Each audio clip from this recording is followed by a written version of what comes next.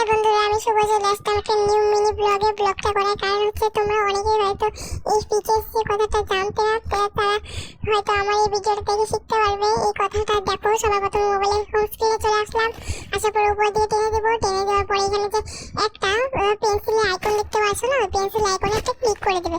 Click করার পরে দেখতে পারবে জাদু। এই যে আমি ক্লিক করে দিলাম, এখন দেখবে নিচে কিছু অ্যাডস বা কিছু চলে আসবে।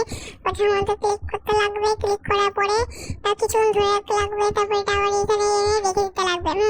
এনে দেওয়ার পরে মোবাইলটা কেটে দিয়ে আবার ওখান থেকে দেখবে কি ওটা তোমার মোবাইলের মধ্যে এসে গেছে। তুমি যদি ওটার মধ্যে ক্লিক করো তাহলে দেখবে তোমার স্ক্রিনগুলো ওই যে ছোট হয়ে যাবে, এরকম নানা রকম জিনিস দেখতে পারবে। এটা কি কি আগে জানো